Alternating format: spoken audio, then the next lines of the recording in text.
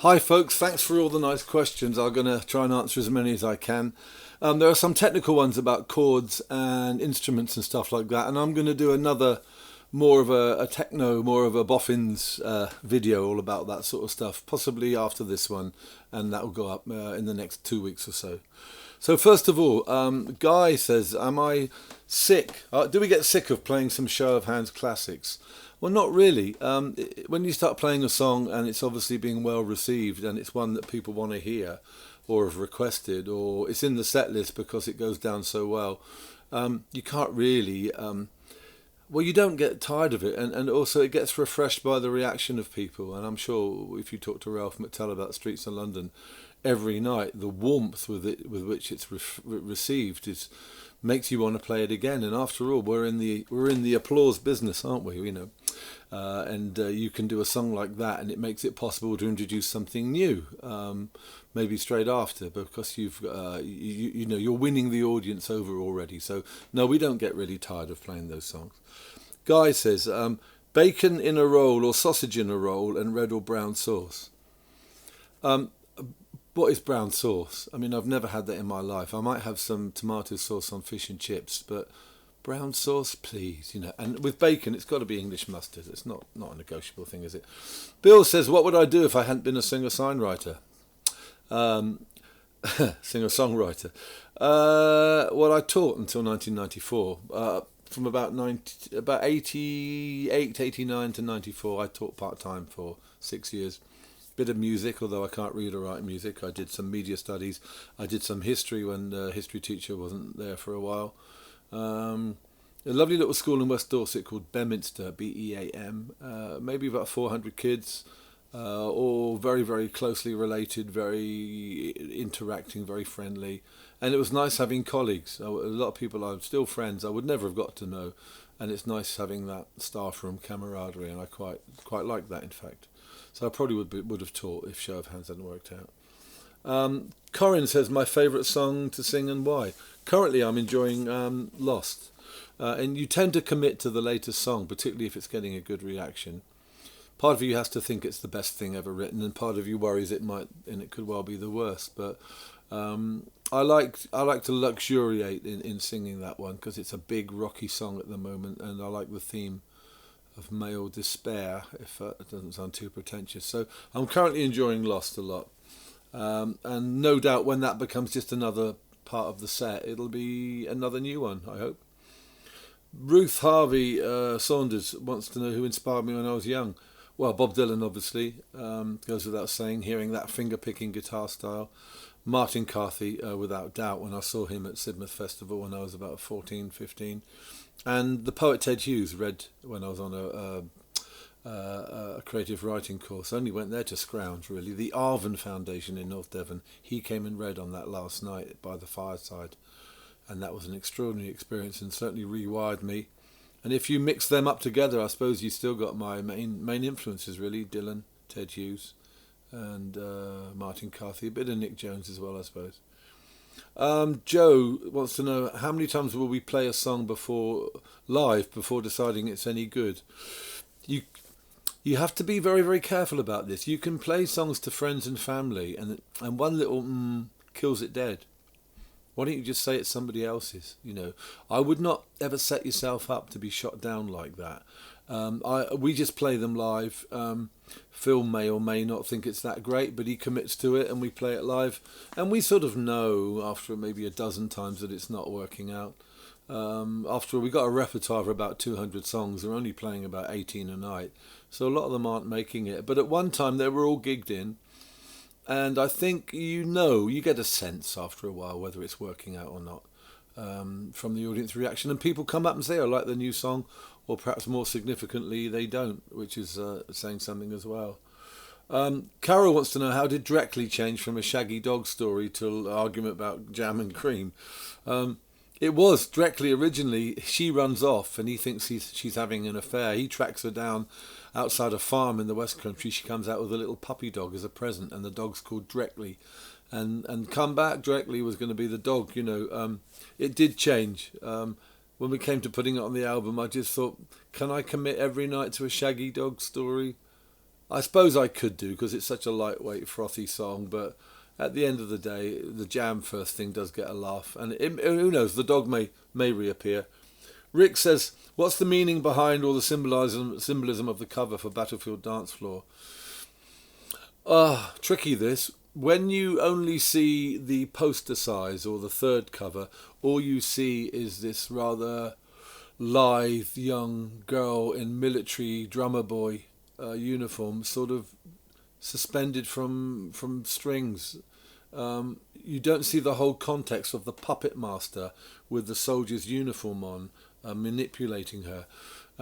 Maybe if we'd have had that figure jointed or looking very much like a mannequin, it wouldn't have got some of the unfortunate feedback, which I acknowledge actually. When you look at it like that, you could construe it as being possibly a sexist cover, or objectifying women.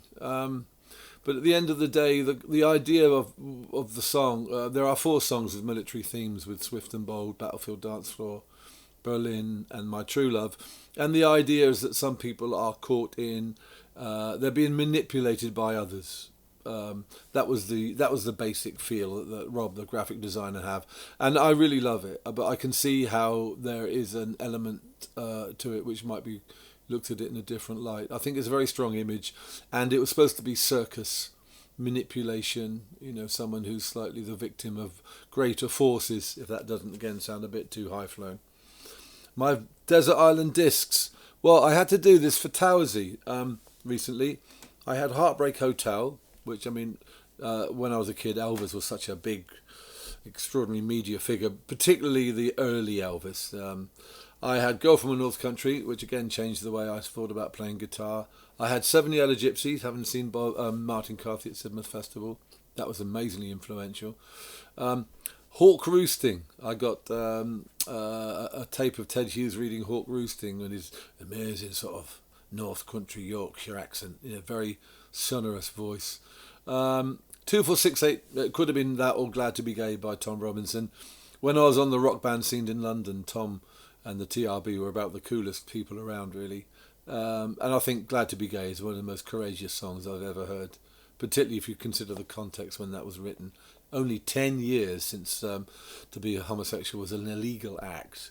And now when he sings that, the reaction from the audience is like, thank you for this song and giving us that opportunity. So I got 2468, but it could have been Glad to Be Gay. Don't Give Up, Peter Gabriel. He said to me, you have some fine songs, which I thought was a lovely thing to say when we supported the band, Peter Gabriel Band, at the Eden Project. And I sort of, well, did you enjoy the game? No. Listen to me, you have some fine songs. And I thought, I'll take that from a man like that. I've got Fix You by Coldplay, only because I know Anthony Chris Martin's dad, reasonably well. He comes to a few shows. And he passed on a request that they dedicate Fix You to my nephew just after my brother died. And the fact that the request got through, and we have a video of Chris Martin saying, this is for young Robbie Knightley out there, shows there's a humanity at the heart of a very, very big organisation. And that says a lot. It really does. So Fix You means a lot. And I've got House on the Hill by Megan Henwood. I'm just pointing to Jack to go in the house and don't bother me. I think Megan's got it all, really. She one day will make a huge mark. There's no doubt about it. She's got a poetic sensibility. She's got the most extraordinary voice. And as Richard Shindell and I say all the time, if she were in America, she'd already be a huge name. So got House on the Hill by Megan. That's my Desert Island Discs. Mike says, which 4 guests would I invite for a dinner party? Gosh, how would I begin to do that? Oscar Wilde would be fun, wouldn't he? Yeah, that would be hilarious. Oscar Wilde would be great. Freud might be interesting to sort of look at everybody and stroke his beard. Francis Drake, Messalina, she'd be a laugh. Yeah, I think that would do for a start. Rosalie says jam and cream. Is there any debate? A scone is solid, the cream replaces the butter. You wouldn't put jam on toast first, would you? And everywhere I go, it seems to be jam seems to be the dominant one. But jam people don't really know what they're voting for, I'm afraid, in that one.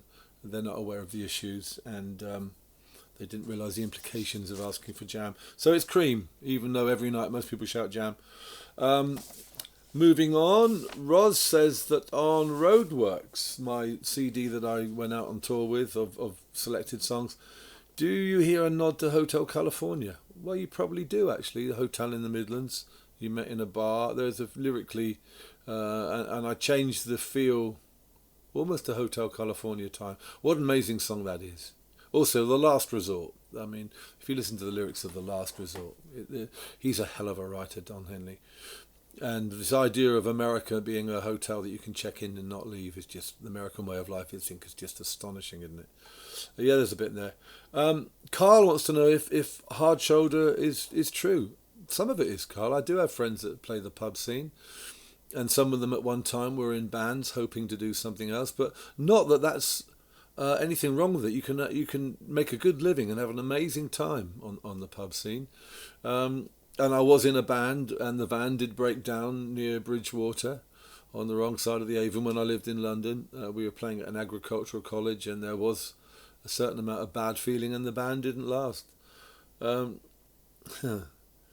Julie wants to know about, Proper and being an independent distributor, and also which route to success is viable. Well, it's never been as easy to make your own music as it is now. Anyone can record stuff and get it out there. It used to be impossible to go into a studio. You had to have money to make the demos. So now anyone can make music. How you end up earning a living by playing live is as hard as it's ever been, I think, if not harder. But yes, you can now make your own music. What you then do with it, you can go to the record company route, or you can go to the YouTube route. And as Tom Robbins says, if you've had so many million hits, you're all right. You're going to be fine. You're going to be able to monetize that. It's great having Proper distribute our music. They are the only ones really in the field of folk and roots and American blues and lots of multi-genre stuff. They can get your stuff into record shops and into Amazon. And for those people that can't buy stuff at the gig, they are always there. And there's definitely a source of money, although people are buying less and less than they ever did now. And I can see in maybe 5 years a CD as a thing will be like the video. It won't really exist. But for the moment, it's good to be working with them. Linda wants to know how I keep my hair so lovely. Somebody asked Phil, why do you grow your hair long? And Phil said, because I can. I don't know. Who can answer it? It's a bit dry at the moment. Maybe I've been using the wrong... I might have been using a shampoo for fine flyaway hair, and these are the side effects, because my hair's manageable rather than fine and flyaway. Dan wants to know if I could knock some sense into Seth to release Western Approaches. Oh, I wish I could. We could have done it 10 years on the anniversary in 2015. I'm not sure what he thinks about the record. I think there'd be value in putting it out again, but he's doing so many other projects. I don't think he really wants to distract from it. I'm not sure it would, but I can see his point. Dave's going to Hook of Love. I'll talk about that on another video. John wants to know what happened to the glue and beer smelling scumbag in Yeovil. Yeah, well, that guy at the time, he must have been at least 40, and I met a guy who was involved in an exhibition of artwork made by serving police officers, and he's in it. A series of characters from Yeovil, and I'm not sure if he's called Vince or whatever his name is, but he's definitely in it. I wouldn't have thought a guy like that would be long for this world, really, but who knows? Yeah, he's out there somewhere, or possibly not. Helen wants to know, and same for Rian, do I believe in ghosts and the paranormal? Well, I believe in the spirit that's called Phil Beer, so I must be slightly committed that way. I've always been a rationalist and an evidence-based person. I know people say I saw or I smell or whatever, but I have witnessed a material change in my environment that I cannot put down to anything other than a force that I can't explain. given that magic, electricity and magnetism would have been considered magical forces at one point. At the Theatre Royal in Margate, which we didn't know at the time, but is generally regarded as the most haunted theatre in southern Britain, three things happened on stage that have never really happened, or two of them have never happened in 30 years. First of all, my lead was pulled out of my guitar. That occasionally happened, maybe once a year, but that was a bit odd. And then when I went to play the guitar again, the settings on my preamp, I have treble, mid-range and bass. Treble turned down, bass turned down, mid-range turned up, which generates the most awful buzzsaw type sound. If someone wanted to play a prank, that's what they'd do. And that was in the middle of Crazy Boy. And I looked to Phil and Miranda and they were shrugging. And so I had to reset, as we were singing, the dials and carry on playing. Change instruments, plug in my guitar. About 2 songs later, same thing happened again. The dials had been changed. The only explanation is that I did it without knowing. There's no other logical explanation, but when I said to the technician as we walked off, I wish you'd told me about the ghost, he said, we're sick of it, mate. Every night, or almost every time a touring company come in, their pranks are being played and it's becoming a real pain in the ass. So something is happening at the Theatre Royal in Margate. I suggest you Google it. Pauline, about the duo sets. They go down very well, don't they? And we will record this show and possibly do those duo sets again because people are enjoying that idea of hearing the combinations of the two of us and then come together. We'll probably record Bridport and put it out there. It's a feature that's worked very well, and we may include it even in a full festival set. Pauline also says, have we ever regretted people to join in or sing along? I've regretted getting people to clap the Galway Farmer, particularly the other night, and I won't say where. They started a beat and it was out of time with us and they wouldn't move. And they were generating so much noise they couldn't hear the heartbeat of what we were playing, and the end result was just a disaster. You don't know whether to follow Phil and Cormac or to go with the audience beat, but that was rather a big mistake. Pauline also says, is there a chance of a live DVD? We will probably stream a show at some point, as Shrewsbury do, but they're expensive to produce DVDs and they just don't sell anymore now. Helen wants to know if I could travel in time, what period in history would I choose? I'd like to have been a Victorian gentleman, landowner. I know it sounds a bit elitist, but you can imagine having maidservants and having manservants and butlers just going, Jenkins, bring me the laudanum. That would have been very, very cool, wouldn't it? And to have travelled on those wonderful Great Western trains at the height of luxury, or those Cunard liners. But anyway, when we were in India in '98, we were treated like dignitaries, and the bags would be taken, the clothes would be hung up, they'd be washed and ironed, almost like being but you can get seduced and corrupted by that, as people do. But it's quite nice for a while. Helen wants to know which historical figure I'd like to meet. Francis Drake would have been fun, wouldn't he? Go to the Ship Inn in Exeter and have a few pints with that pugnacious little bastard. Julius Caesar would have been very interesting to have met before his Gaul campaigns. Spartacus. The lives some of these people led, it's unbelievable. Ragnar Lothbrok. Go off doing a bit of pillaging and recalling stories. So Rick wants to know, do I admire most Leonard Cohen or Bob Dylan? Well, I love Leonard Cohen stuff, but Bob Dylan has to be the figure that was so, so seminal in starting me off playing what I do. That finger-picking style and the Come All You songs and the persona. Mark wants to know about Yeovil Town and an after-gig event, and do I regret anything else? Events we wish we never attended. We had a good time at somebody's wedding, but it was a bit unfortunate for them, and it was their big day. We were their favourite band. They probably met, courted, and worse to our music, if that's possible. And they sat in the front of this lovely little marquee waiting for us to do the songs that they loved, but all the relatives from all over the country just wanted to talk. And so they drowned us out. So they were almost getting tearful that we weren't having a good time. So then we did a pub set, which kept the relatives happy, but wasn't their favourite songs. And we had to. They ended up apologising us that it wasn't what we'd hoped, but still. Yeah, that was that. We know better now than that. Erica wants to know about the songwriting. Is it words or music?